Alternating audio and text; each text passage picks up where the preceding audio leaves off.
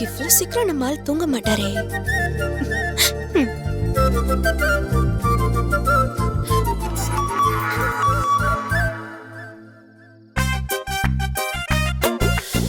ஏய், இவ டார்ச்சர் தாங்க முடியலடா சாமி. ஆன்லைன்ல தான் இருக்காரு. லூட்டிக்கும் வந்துருச்சு. பதிலுக்கு அவரும் ஒரு ஹார்ட் அனுப்பி வைக்கலாம்ல.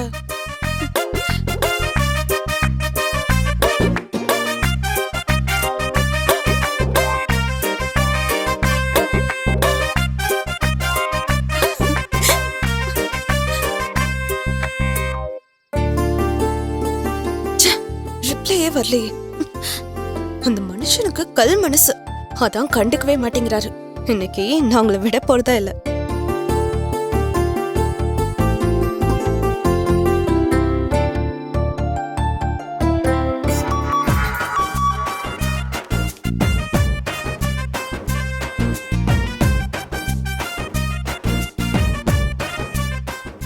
லூஸா இவன் நான் ஸ்டாப்பாக மெசேஜ் அனுப்பிச்சிட்டே இருக்கா. இதுக்கு எப்படி ஃபுல் ஸ்டாப் வைக்கிறது? மெசேஜை பார்த்தா தானே பிரச்சனை.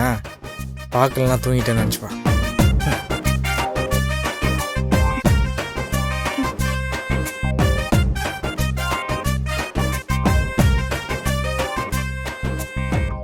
ஆன்லைன்ல தான் இருக்காரு. ஆனா ஏன் மெசேஜ பார்க்கல? அதுக்குள்ள தூங்கிட்டாரா இல்ல லவ் யூடான்னு அனுப்புனதுனால கோச்சுக்கிட்டாரா?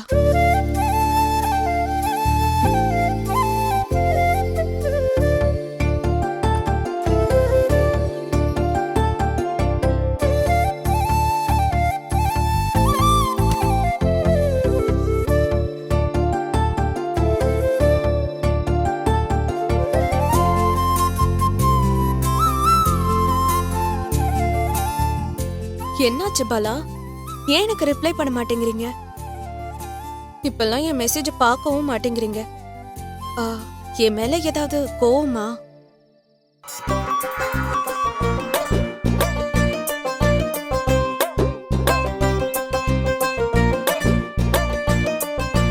ஐயோ, இவன் டெக்ஸ்ட்டை விட்டு ஆடியோக்கு வந்துட்டா.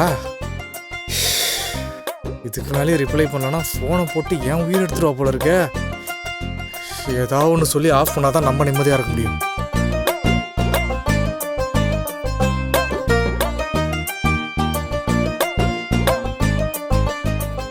இல்லை வித்யா, கொஞ்சம் ஸ்லீப்பியாக இருந்துச்சு, அதான் படுத்துட்டேன்.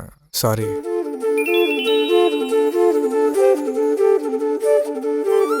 இல்லை வித்யா, கொஞ்சம் ஸ்லீப்பியாக இருந்துச்சு, அதான் படுத்துட்டேன். சாரி. உங்ககிட்ட பேசாம உங்க குரலை கேட்காம என்னால தூங்கவே முடியல. உங்களுக்கு மட்டும் எப்படி தூக்கம் வருது? ஐயோ, இவளை என்ன பண்றதுனே தெரியலையே.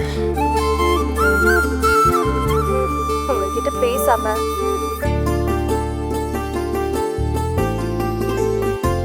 உங்க குரலை கேட்காம என்னால தூங்கவே முடியல. உங்களுக்கு மட்டும் எப்படி தூக்கம் வருது? இன்னைக்கு ஒர்க்கு கொஞ்சம் அதிகம், ரொம்ப டயர்டா இருக்கேன்.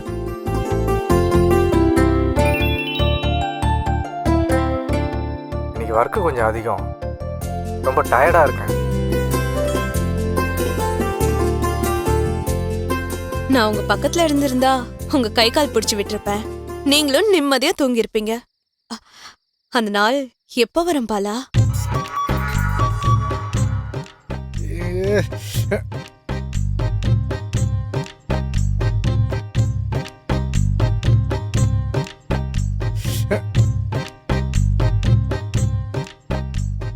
நான் உங்க பக்கத்துல இருந்திருந்தா உங்க கை கால் பிடிச்சு விட்டுருப்பேன். நீங்களும் நிம்மதியா தூங்கி இருப்பீங்க. அந்த நாள் எப்ப வரும் பாலா? ஐயோ ஐயோ ஐயோ, விட்டா இவ விடிய விடிய ஆடியோ மெசேஜாக அனுப்பிச்சிட்டு இருப்பா போல இருக்க. நானே கால் பண்ணி பேசிட்டு டயர்டாக இருக்கேன்னு சொல்லி கட் பண்ணிடணும். அதான் பெட்டர் ஐடியா. இருடி, நானே கால் பண்ணி தொலைக்கிறேன்.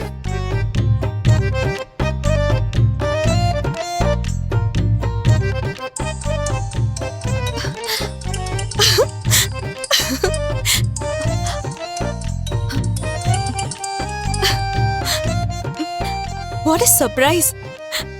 நீங்களே எனக்கு கால் பண்ணுவீங்கன்னு நான் நினைச்சு கூட பார்க்கல. என்னத்த பண்ணி தொலைக்கிறது. ரொம்ப சந்தோஷமா இருக்கு. அது சரி, நீங்க சாப்பிட்டீங்களா? சாப்பிட்டாச்சு.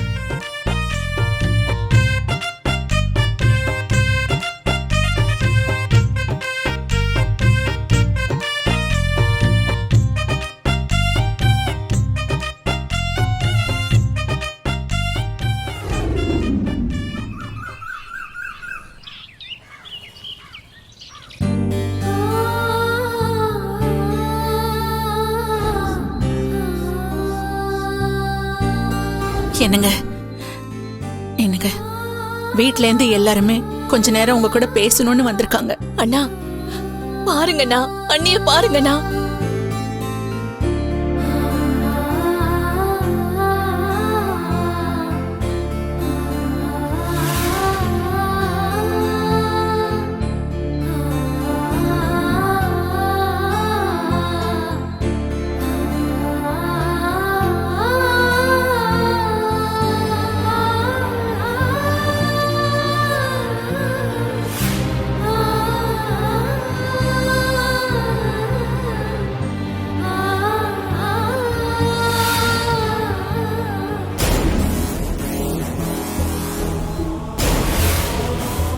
மாமா மாமா, நான் யாருன்னு அடையாளம் தெரியுதா? எதுக்கு உனக்கு இந்த தேவையில்லாத வேலை? ஒழுங்கா நான் சொல்றத கேட்டிருந்தேன்னா இப்படி ஒரு நிலைமை.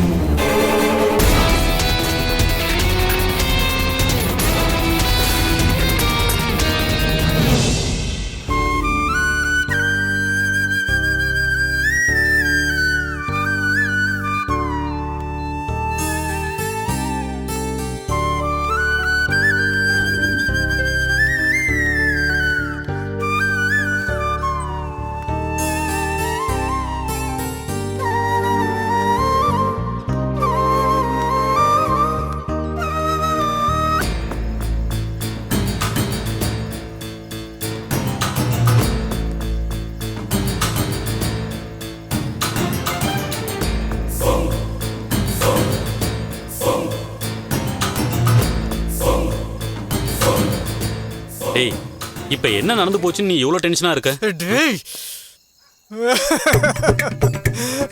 இந்த வித்யா என்ன லவ் டார்ச்சர் பண்ணி கொல்றாடா. சத்தியமா அவளை சமாளிக்கவே முடியலடா. டேய், 4 மணி நேரத்துக்கு ஒரு தடவை ஹார்ட் ரீட் சிம்பிள் போட்டு காதல் வசனம் எல்லாம் அனுப்பி வைக்கிறாடா. இளையராஜா சாங்லாம் செலக்ட் பண்ணி ஒன்னு ஒன்னா ஃபார்வர்ட் பண்றாடா. ரொமான்டிக் வீடியோவா அனுப்பி வச்சு கொஞ்ச நேரம் ஃப்ரீயா இருந்தானு உடனே போன போட்டுறாடா.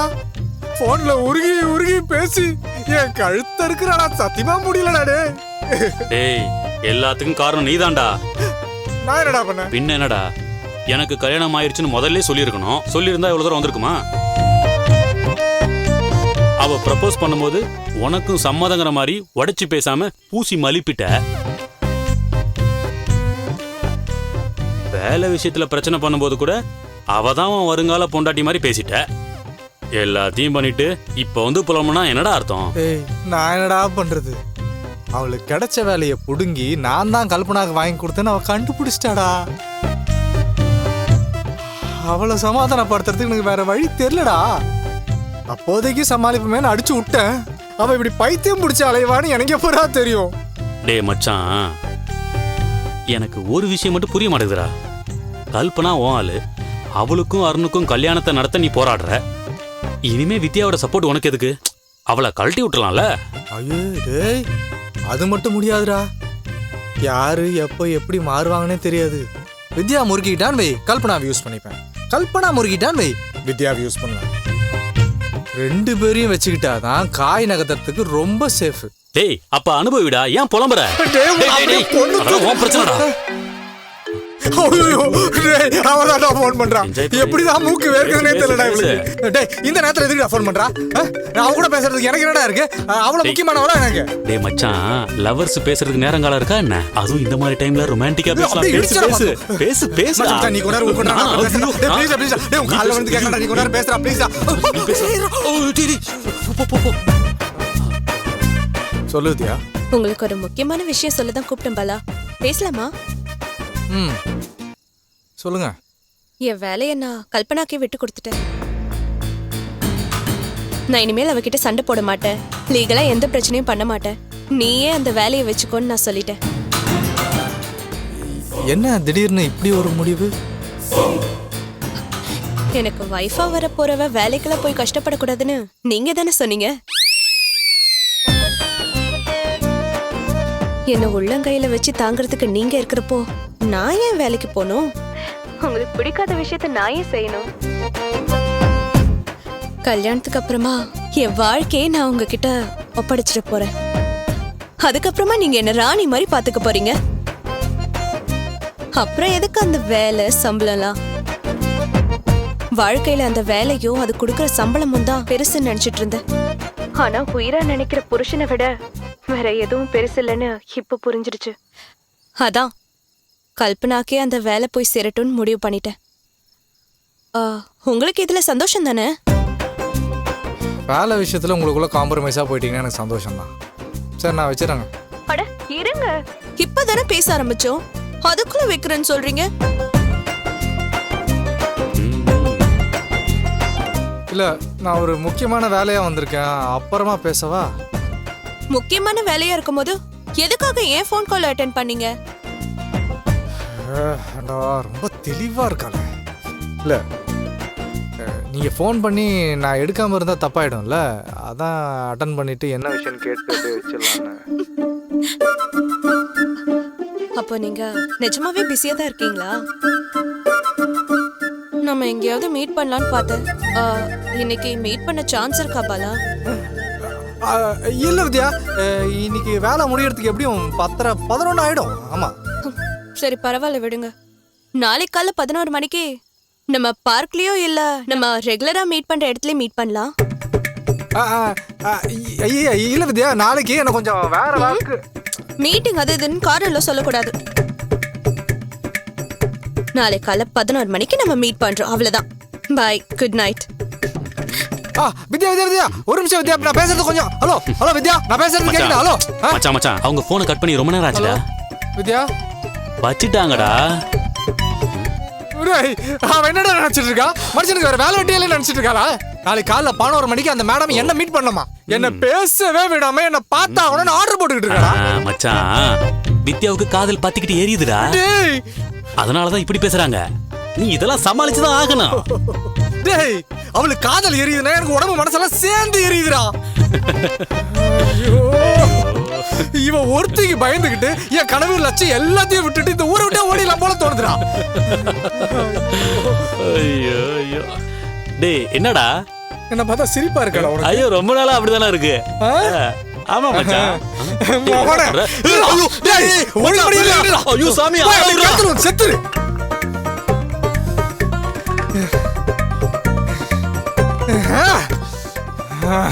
வித்யா,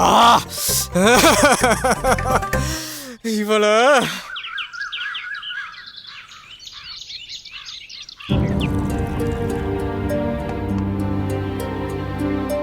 அத்தை, நீங்க ஏன் தனியா வந்தீங்க அத்தை? துணைக்கு யாராச்சும் கூட்டு வந்திருக்கலாம்ல. இந்தாங்க. சுந்தர் வரேன்னு அம்மா சொன்னா, நான் தான் வேண்டான்னு சொல்லிட்டேன்.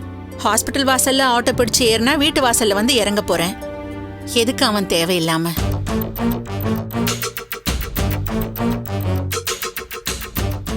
மாமா எப்படி இருக்காரு அத்தை? கொஞ்சம் கொஞ்சமா தேறிட்டு வராருமா.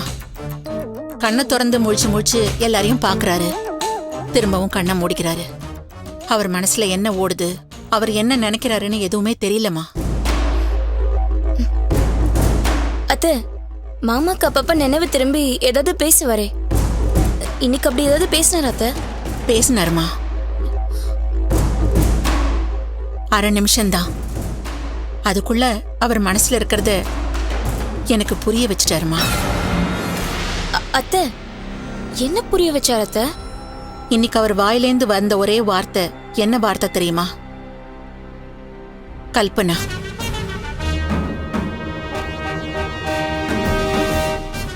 நீயும் அவரும் சகஜமா பேசிக்கிறத நான் பார்த்ததே இல்ல. உன்னை பத்தி அவர் எங்கிட்ட கூட நிறையாவோ குறையாவோ சொன்னதே இல்ல. ஆனா இன்னைக்கு திடீர்னு உன் பேரை சொன்னதும் எனக்கு ஒண்ணுமே புரியல. வெளியில காட்டிக்கலன்னா கூட உன் மேல அவருக்கு பாசம் இருக்குன்னு நிதானமா யோசிச்சு பார்த்தாதான் எனக்கு புரிஞ்சுது. உன்னை அருணுக்கு கட்டி வைக்கிறதுல கூட அவருக்கு பெருசா இஷ்டம் இருக்கிற மாதிரி எனக்கு எதுவுமே தெரியலமா. நான் சொன்னதுனால அமைதியா ஏத்துக்கிட்டாருன்னு தான் நினைச்சேன். ஆனா அவருக்கும் இந்த கல்யாணத்துல சந்தோஷம் இருக்குன்னு நான் இப்பதாமா தெரிஞ்சுக்கிட்டேன். எதை வச்சு அப்படி சொல்றீங்க அத்தை? அன்னைக்கு உன்னை பார்த்து கல்யாணம் முடிஞ்சிருச்சா தாலி எங்கன்னு விசாரிச்சாருல்ல, இன்னைக்கு கல்பனான்னு பேரை சொன்னாரு. நினைவு திரும்புற அந்த கொஞ்ச நேரத்துல கூட அவர் உன்னை பத்தி பேசுறாருனா அதுக்கு என்னமா அர்த்தம்? அவரு உன்னை மருமகளா பார்க்கணும்னு ஆசைப்படுறாரு.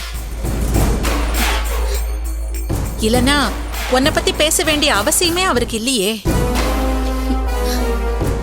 புருஷன் நம்ம மருமகளா பார்க்கல, உயிர் எடுக்க வந்த யமனா தான் பாக்குறோம். அவர் முன்னாடி போய் யாராவது நிக்கிறப்பெல்லாம் நான் தள்ளிவிட்டது தானே ஞாபகம் வரும். கல்பனா,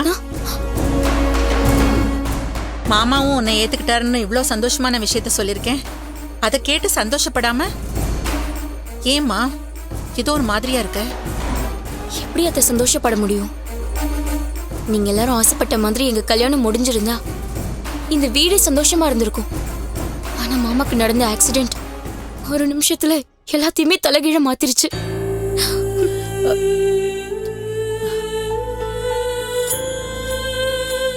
அவர் நினைவே இல்லாம அங்க ஹாஸ்பிட்டல்ல படுத்துட்டு இருக்காரு. நம்ம எல்லாரும் அவரை நினைச்சு இங்க வேதனைப்பட்டுட்டு இருக்கோம். நமக்கு ஏன் அத்தை இப்படி எல்லாம் கஷ்டம் வரணும்?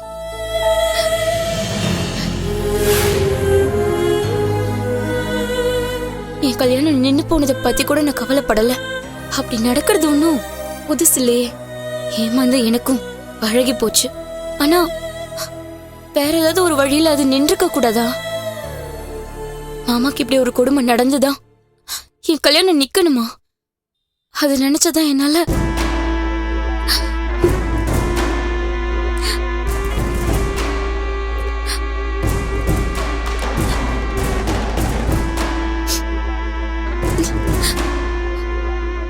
கல்பனா, அழாதம்மா.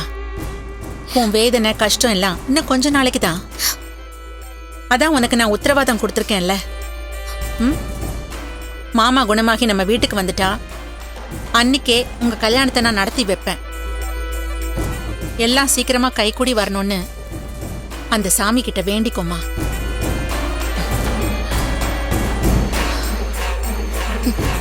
அந்த ஆளு பொழைச்சு வந்தா எனக்கு கல்யாணம் நடக்காது. நான் தான் போலீஸ் ஸ்டேஷனுக்கு நடக்கணும். அதுக்குள்ள அந்த ஆளை ஏதாச்சும் செய்யணும். செய்யறேன். என்ன விஷயம் ரஞ்சிதா? உடனே பார்க்கணும்னு சொன்ன. அருண், வர 18ஆம் தேதி நம்ம 2 பேரும் ஹாஃப் டே லீவ் போடணும். அருண், எதுக்கு? அட நேத்து தானே பேசணும், அதுக்குள்ள மறந்துட்டீங்களா? நேத்து ரிஜிஸ்டர் மேட்ச் பத்தி பேசினமே அதுவா? ஆமா அருண், அதுதான் 18ஆம் தேதி நடக்க போகுது. நீங்களும் நானும் புருஷன் பொண்டாட்டின்னு அபிஷியலா ரிஜிஸ்டர் பண்ண போறோம். மனசளவுல நாம எப்பவோ வாழ ஆரம்பிச்சிட்டோம். இது ஒரு அபிஷியல் ஃபார்மாலிட்டி தான். ஆனாலும் மனசுக்கு ரொம்ப சந்தோஷமா இருக்கு அருண். என் கழுத்துல தாலி இல்ல, நம்ம கல்யாணத்துக்கு சாட்சி இல்லைங்கிறதுனால ஈஸியா என்ன உங்க வாழ்க்கையில இருந்து துரத்திடலாம்னு நினைக்கிறாங்க. நீ யாரு, அருண் கிட்ட உனக்கு என்ன உரிமை இருக்குன்னு கேட்டுக்கிட்டே இருக்காங்க. இனிமே அந்த கேள்விய இன்னும் நம்பிக்கையோடயும் தைரியத்தோடயும் நான் ஃபேஸ் பண்ணுவேன்.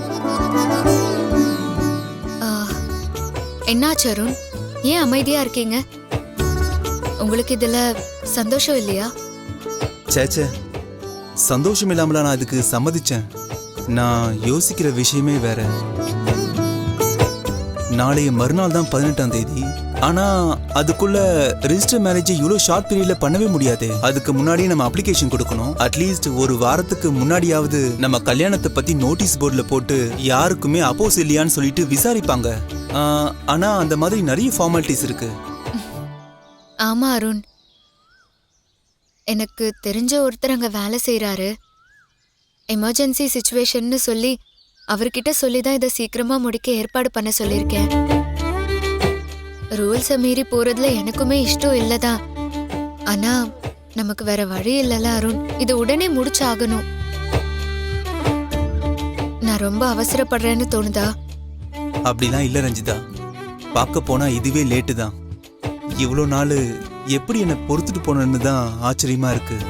நீ தான் என் பொண்டாட்டி, என் வாழ்க்கையில வேற யாருக்குமே இடம் இல்லைன்னு நான் பல தடவை சொல்லியிருக்கேன். ஆனா அந்த வார்த்தைக்கு ஏத்த மாதிரி நான் கொஞ்சம் கூட நடந்துக்கவே இல்லை. உனக்காக நான் பேச வேண்டிய நேரத்துல கூட நான் அமைதியா தான் இருந்திருக்கேன். என் ஏழாமையை ஏத்துக்க முடியாம தான் என் வாழ்க்கையை விட்டு போயிடுன்னு சொல்லி உன் மனசை நான் எவ்வளவோ காயப்படுத்தியிருக்கேன். இங்க பாரு ரஞ்சிதா, உன் நிலைமையில வேற யாராவது இருந்திருந்தா என் அன்பை அனுபவிக்கிற தகுதி உனக்கு இல்லடான்னு சொல்லி எப்பவோ என்னை தூக்கி எறிஞ்சிட்டு போயிருப்பா. என் முகத்துல முழிக்கிறது கூட பாவம் நினைச்சிருப்பாங்க. ஆனா நீ இப்ப வரைக்கும் விடாம போராடி ரிஜிஸ்டர் மேரேஜ் வரைக்கும் கொண்டு வந்திருக்க. இந்த நம்பிக்கை, இந்த அன்பு சான்ஸே இல்லை ரஞ்சிதா. உன்ன மாதிரி வேற யாராலையும் இருக்க முடியாது. நான் இல்ல அருண், பொண்ணுங்க பொதுவாவே இப்படிதான். யாரையும் அவ்வளோ சீக்கிரம் நாங்க நம்பிட மாட்டோம். ஒருத்தரை நம்பிட்டோம்னா சாகுற வரைக்கும் அதை மாத்திக்கவும் மாட்டோம்.